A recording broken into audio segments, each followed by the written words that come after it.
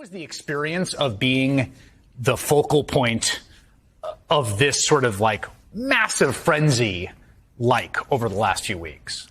Well, it was really overwhelming, Chris. I mean, frankly, I have prided myself over my career of being a really nuanced, reasonable person. Again, as I said, I've briefed and advised both Republicans and Democrats. I admire some of the steps that the Trump administration even took to combat disinformation, including Senator Rob Portman and his bills against deepfakes and, funding the Global Engagement Center at the State Department. So to say that I'm just a partisan actor was wildly out of context. And then beyond that, it wasn't just these mischaracterizations of my work, but it was death threats against my family. Over the last 3 weeks, I have maybe had 1 or 2 days I didn't report a violent threat, something like, we're coming for you and your family. You and your family should be sent to Russia to be killed, encouragement of me to commit suicide.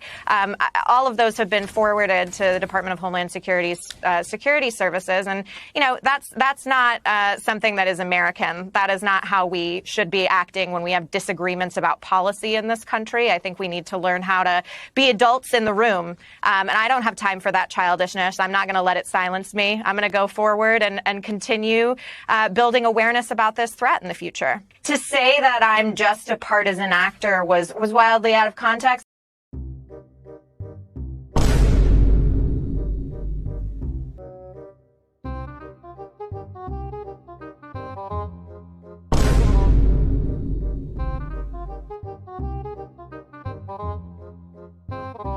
It is the conclusion of the U.S. intelligence now that the disinformation campaign connecting President Putin and the Russians to President Trump and his campaign was launched by Hillary Clinton's presidential campaign in late July 2016 as a means of distracting the public from her use of a private mail server. So I know that that's a lot for everyone to digest. That's a long sentence. But if that letter is correct, then why is your assertion of disinformation by Russia and other parties more accurate than that of the U.S. Director of National Intelligence? Okay. First of all, this assessment that was just made public now was made public based on something that we don't even know is true. It was a Russian intelligence assessment that the president was briefed on in 2016.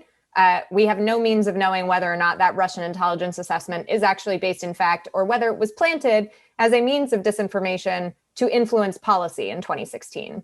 The fact that we are still litigating the 2016 election here in 2020, even though Hillary Clinton is no longer a candidate for president, is disappointing that this intelligence would be politicized that way, released at a strategic moment to detract from everything else that is going on in the country and worrying people. Number one, we cannot politicize this issue of disinformation, as I already talked about before. And the fact that the DNI has done that is extremely worrisome. How do I know that Russian disinformation is real? Because I've lived it. Chris, I mean, frankly, I have prided myself over my career of being a really nuanced, reasonable person. To say that I'm just a partisan actor was wildly out of context. Nice argument, Senator. Why don't you back it up with a source? My source is that I made it the fuck up.